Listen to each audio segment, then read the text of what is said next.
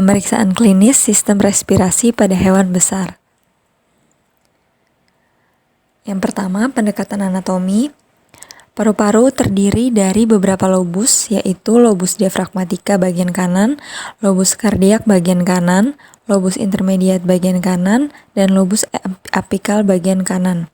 Terdapat juga lobus apikal bagian kiri, lobus kardiak bagian kiri, dan lobus diafragmatika bagian kiri. Pada sapi sehat, pernapasan biasanya berjenis kostoabdominal. Kostoabdominal yaitu adalah pernapasan dengan menggunakan otot abdomen dan otot-otot pada tulang koste.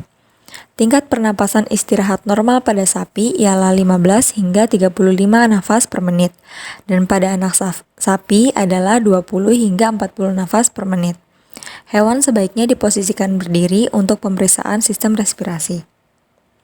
Penyakit yang berhubungan dengan sistem respirasi yaitu pada anak sapi, enzootic pneumonia, infectious bovine rhinotracheitis atau IBR, parainfluenza, respiratory syncytial virus, bovine viral diare, mycoplasma, pasteurella, dan foreign body pneumonia. Pada sapi muda, terdapat IBR, RSV, lungworm, pasteurella, dan haemophilus. Pada sapi dewasa, pneumonia supuratif kronis, sindrom vena kafal ekor, tuberkulosis, demam kabut, alveolitis fibrosa diffus, dan pasteurellosis dan cacing paru.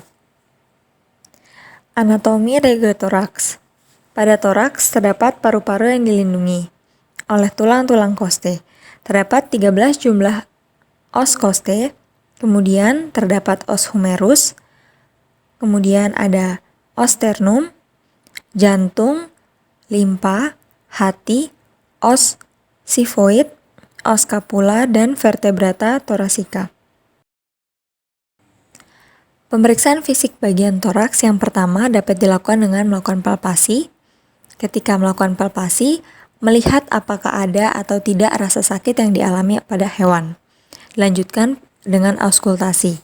Hiperventilasi dengan menggunakan metode rebreathing, yaitu metode yang digunakan untuk meningkatkan suara nafas saat suara nafas hewan tidak terdengar dengan menggunakan plastik atau glove dari inseminasi buatan selama 30 hingga 60 detik. Kemudian, ada atau tidaknya suara asing seperti regurgitasi, eruktasi, dan ruminasi.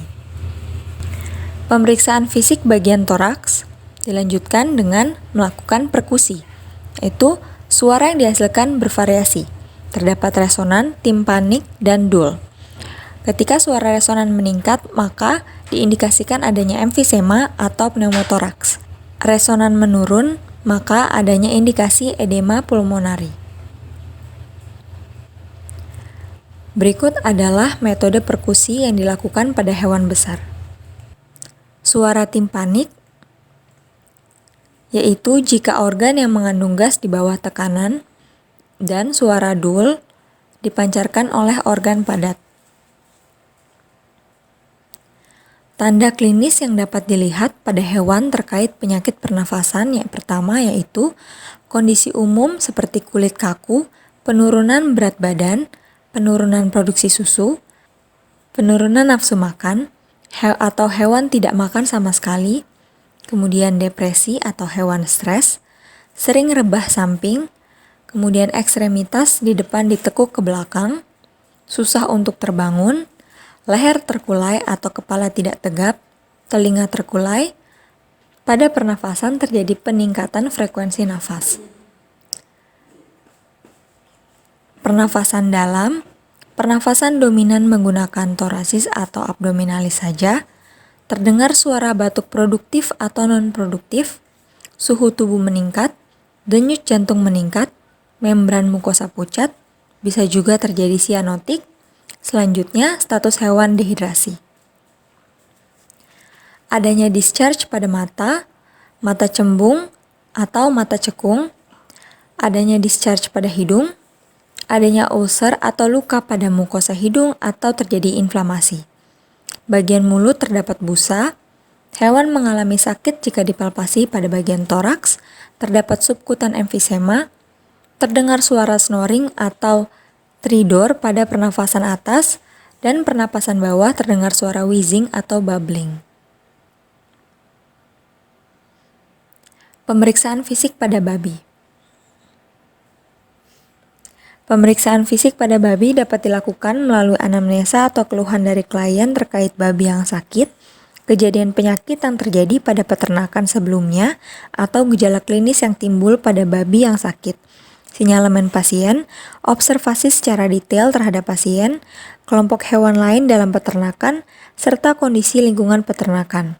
Juga melakukan pemeriksaan fisik pada hewan secara lengkap. Keluhan pemilik seperti pemilik menyatakan gejala klinis dengan melakukan anamnesa, dilanjutkan dengan sinyalemen hewan seperti breed, usia, jenis kelamin hewan, kemudian histori, terdapat post history dan short term history, kemudian lingkungan peternakan, terdapat ventilasi, populasi hewan, temperatur, pencahayaan, kebersihan kandang hewan, ketersediaan air dan pakan. Observasi hewan yaitu body condition score pada hewan induk dan anak babi, gejala klinis yang timbul pada babi sakit, pada tubuh babi dan tingkah laku seperti pergerakan babi, serta memperhatikan pakan babi. Observasi klinis pada babi dapat dilakukan dengan melakukan observasi pada bagian pernafasan, seperti jenis pernafasan dan frekuensi nafas, melakukan auskultasi. Kemudian, tanda-tanda saraf yang timbul seperti inkoordinasi, ataksia, tremor, opistomus atau kekakuan badan, dan head tilting atau leher terputar. Pada pencernaan, seperti ada atau tidaknya diare ditandai dengan adanya sisa feses di sekitar anus, kemudian bentuk tubuh yang abnormal, yang dapat mengindikasikan hewan terkena atau terinfeksi subcutaneous abscess, hematoma, skrotal dan umbilical hernias, aural hematoma, dan muscle swelling atau pembengkakan pada otot. Kemudian pada daerah kulit adanya pruritus atau seperti ruam, gatal kemerahan pada kulit hewan. Kemudian dilanjutkan dengan perhitungan temperatur, pulsus, dan respirasi. Suhu normal pada babi yaitu 39 derajat Celcius. Pulsus rata-rata 100 kali per menit. Melakukan palpasi pada arteri femoralis. Respirasi yang abnormal ditandai dengan mulut terbuka saat bernafas, posisi dog sitting, dan pernapasan menyebabkan kontraksi yang intens pada muskular sehingga babi berusaha mengeluarkan udara dari dalam paru-paru. Kemudian dilanjutkan dengan pemeriksaan membran mukosa dengan capillary refill time, normalnya 2 hingga 4 detik.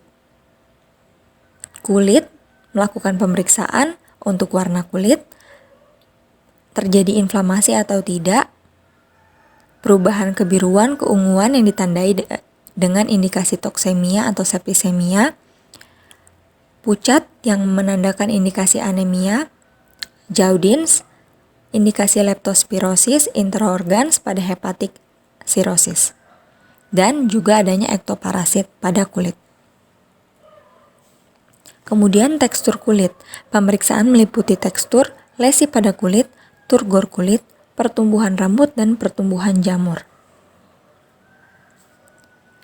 Pada regio kepala, pemeriksaan meliputi bentuk kepala, telinga, apakah ada luka atau hematoma, serta keberadaan ektoparasit dan respon terhadap suara. Mata, kerusakan kornea, dan kemampuan melihat. Hidung, asimetris hidung, yang menandakan adanya rinitis atropi. Bagian mulut, pertumbuhan gading yang berlebihan. Kemudian lanjutkan dengan regio leher, pembengkakan dan edema di sekitar kelenjar getah bening, submandibular, dan laring terlihat di beberapa kasus antraks. Dilanjutkan untuk regio toraks, auskultasi jantung dengan menggunakan stetoskop ditempatkan pada koste kelima. Abnormalitas jantung yang berat dapat terdengar, misalnya murmur di atas katup trikus epidalis atau mitral dalam beberapa kasus endokarditis. Dan melakukan pemeriksaan tipe respirasi. Pada regio abdomen, palpasi rektal dapat dilakukan pada pemeriksaan hewan bunting atau ditemukan adanya distensi abdomen.